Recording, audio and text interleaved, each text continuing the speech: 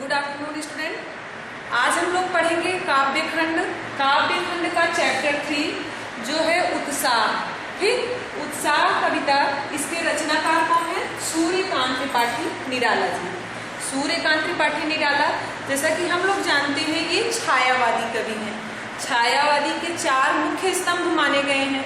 हिंदी साहित्य का इतिहास पढ़ते हैं तो उसमें छायावाद प्रमुख काल के रूप में आता है। इसके प्रमुख स्तंभ 4 माने गए हैं: जयशंकर प्रसाद, सूर्यकांत त्रिपाठी निराला, सुमित्रा नंदन पंत और महादेवी वर्मा। तो हम लोग थोड़ा सा इनके बारे में जानते हैं, सूर्यकांत त्रिपाठी निराला जी के बारे में। इनका जीवन परिचय देखते हैं। देखिए, सूर्यकांत त्रिपाठी निराला जी का जन्म सन 1899 में बंगाल के महिषादल में हुआ था। ये छायावादी कवि हैं। इनकी प्रमुख रचनाएं अनामिका, परिमल, गीतिका, मुकुरमुत्ता, नए पत्ते इत्यादि। इनकी मृत्यु सन 1961 ईस्वी में हुई। इन्होंने अपनी रचनाओं में मुक्त छंद का प्रयोग किया है। इनकी भाषा सरल है और इन्होंने कहीं कहीं तत्सम शब्दों का भी प्रयोग किया है। तब हम लोग देखते हैं सबसे पहले उत्साह कविता को। उत्साह, जैसा कि नाम से स्पष्ट है कि किसी जोश के बारे में बात हो रही है। ठीक, उत्साह एक आवाहन गीत है। आवाहन का अर्थ होता है पुकार गीत, बुलाने के लिए।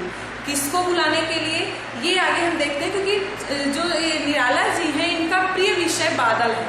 ये ज्यादातर ये जो आसपास की चीजें होती है, वातावरण होता है, उन्हीं के बारे में इन्होंने ज्यादा वर्णन किया है। तो उत्साह कविता जो है, ये बादल से संबंधित पूरी कविता है। इसमें ये एक आवाहन गीत है।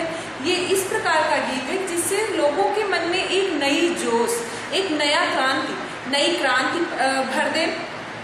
इसलिए इस कविता को आइए हम लोग देखते हैं।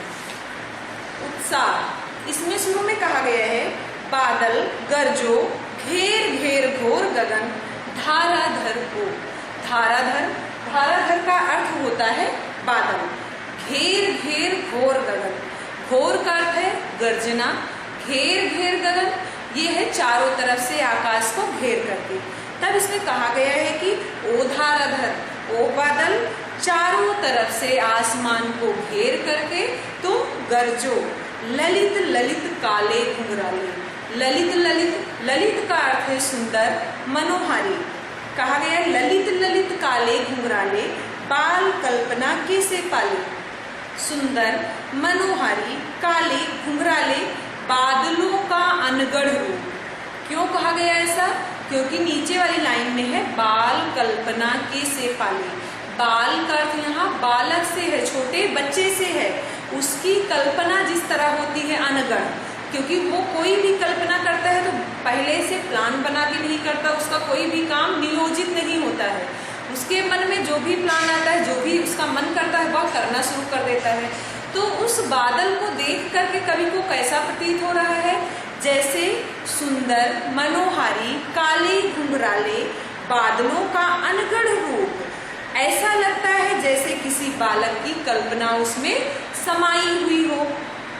नेक्स्ट लाइन है, विद्युत छवि उर्म। विद्युत का अर्थ होता है बिजली, छवि का अर्थ होता है सौंदर्य। तो बिजली का असीम सौंदर्य उर्म किसके हृदय में है? ये बादल के हृदय में है। बादल के हृदय में बिजली की असीम सौंदर्य है, कवि नवजीवन वाले। और वह उस कवि की भांति भी है जो कि नवजीवन प्रदान करता है। कवि नवजीवन कैसे प्रदान करता है? कवि अपनी कविताओं के माध्यम से ही जो श्रोता होते हैं, जो वाचक होते हैं, वक्ता होते हैं, उनके अंदर एक जोश फैला देता है। क्योंकि एक कहावत भी कही गई है कि जहाँ न पहुँचे रवि वहाँ पहुँचे कवि। जहाँ पर सूर्य की रोशनी भी नहीं पहुँच पाती, वहाँ पर कवि की बातें पहुँच जाती है, क्योंकि कवि समाज के बारे में पूरा का पूरा वर्णन कर देता है। वज्र छिपा नूतन कविता फिर भर दो। वज्र छिपा, वज्र एक अस्त्र होता है और वज्र का अर्थ कठोरता से भी दिया जाता है। तो कहते हैं, इसमें कहा जाता है कि जो बादल है उसके अंदर असीम कठोरता भरी हुई है, फिर भी वह एक कवि की भांति नई कविता का संचार कर सकता है। और नई कविता के संचार से इस संसार में जितने लोग हैं उनके अंदर एक जोश, एक क्रांति भर सकती है। इसलिए हे बादल तुम गरजो, विकल विकल उन्मन थे उन्मन। विकल विकल का अर्थ होता है व्याकुल, उन्मन थे उन्मन अनमने से, विश्व के निदाघ के सकल जन। अब किस लिए लोग यहाँ पर व्याकुल थे, अनमने थे? निदाघ का अर्थ होता है गर्मी।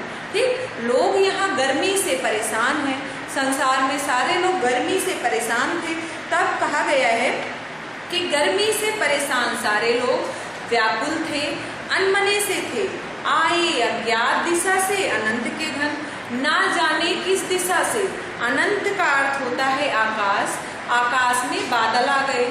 ना जाने सारे जितने भी संसार के लोग थे वे सारे गर्मी से व्याकुल अनमने से थे। फिर ना जाने किस दिशा से आकाश में बादल आ गए। जब आकाश में बादल आ गए तब क्या कहते हैं कवि कि तप्त धरा जल से फिर शीतल कर दो। तप्त धरा, गर्मी से तपती हुई ये जो धरती है उसे अपने जल से फिर से शीतल कर दो। बादल गरजो, हे बादल गरजो। आगे देखते हैं, इसी का एक और पार्ट है सूर्यकांत त्रिपाठी निराला जी द्वारा रचित एक और छोटी सी कविता है इसी पाठ में। उस कविता का नाम है अट नहीं रही है। अट नहीं रही है, यह भी एक वातावरण से संबंधित कविता है, जो हमारे आसपास का माहौल है। इस कविता में अट नहीं रही है, इस कविता में फाल्गुन मास की सुंदरता का वर्णन किया गया है। फाल्गुन मास, इसी महीने में वसंत ऋतु का आगमन होता है और वसंत ऋतु के आगमन से चारों तरफ पेड़ पौधे हरे भरे हो जाते हैं, फूल खिलना शुरू कर देते हैं, फूलों की खुशबू चारों तरफ फैल जाती है। तो इस कविता को हम लोग देखते हैं। इस कविता में फाल्गुन मास का मानवीकरण किया गया है, उसे एक मनुष्य की भांति दर्शाया गया है। तो सबसे पहले हम अट नहीं रही है इस कविता का अर्थ समझते हैं। अट का अर्थ होता है समाना, समाहित होना। अट नहीं रही है मतलब समा नहीं रही है, प्रविष्ट नहीं हो रही है। क्या नहीं समा रही है? फाल्गुन महीने का सौंदर्य इतना ज्यादा है कि वो समा नहीं रहा है। आगे हम देखते हैं, अट नहीं रही है आभा फागुन की तन सट नहीं रही है। वातावरण में जो उसकी सुंदरता है, आभा फागुन की तन, आभा का अर्थ होता है चमक, फागुन की तन फागुन के शरीर की, फागुन का जो महीना है उसकी जो चमक है वह वातावरण में समा नहीं रही है। नेक्स्ट, कहीं सांस लेते हो घर घर भर देते हो, उड़ने को नभ में तुम पर कर देते हो। अब यहाँ पर ये फाल्गुन मास का ही मानवीकरण किया गया है और फाल्गुन मास को कवि कह रहा है कि तुम कहीं सांस लेते हो, जहां पर भी हवाएं चलती है। अब सांस लेने वो कोई इंसान तो है नहीं, लेकिन उसे बताया गया है एक मानव की भांति कि जब भी हवा चलती है तो सबके घरों में घर घर भर देते हो, सबके घरों में फूलों की खुशबू भर जाती है। उड़ने को नभ में तुम पर कर देते हो और ऐसा लगता है जैसे कि कल्पना के पंख लगा करके तुम भी पक्षियों के समान आकाश में उड़ना चाहते हो। आंख हटाता हूं तो हट नहीं रही है। कवि कहता है मैं अगर इस प्राकृतिक सौंदर्य से जो इस महीने की सुंदरता दिखाई दे रही है, इससे मैं यदि आंख अपनी हटाना चाहता हूँ फिर भी वो हट नहीं रही है। पत्तों से लदी डाल कहीं हरी कहीं लाल। एकदम सरल शब्दों का प्रयोग करते हुए निराला जी ने लिखा है कि इस समय के जितनी भी डालियां हैं, पौधों की डालियां हैं, सारी डालियां पत्तों से पूरी तरह से लदी हुई हैं और कहीं हरी कहीं लाल ऐसे पत्ते दिखाई दे रहे हैं। कहीं पड़ी है उर में मंद गंध पुष्पमाल, तो और कहीं कहीं पर तो ऐसा लग रहा है कि जो ये पेड़ हैं इनके हृदय से मंद गंध, धीरे धीरे गंध आ रही है और कहीं कहीं तो पुष्पों की माला पड़ी हुई है। पाट पाट शोभा श्री पट नहीं रही है। पाट पाट का अर्थ होता है जगह जगह पर, शोभा श्री सौंदर्य से भरपूर, पट नहीं रही है समा नहीं रही है, जगह जगह सौंदर्य से भरपूर ये जो शोभा है ये समा नहीं रही है। ये था हमारा आज का चैप्टर जो कि एकदम फाल्गुन मास पर पूरा अट नहीं रही है। कविता फाल्गुन मास से इसका वर्णन किया गया। आपसे ये प्रश्न पूछा जाए कि अट नहीं रही है कविता में किस महीने का वर्णन है, तो फाल्गुन मास का। आप लोग इसको अच्छे से पढ़िएगा। धन्यवाद।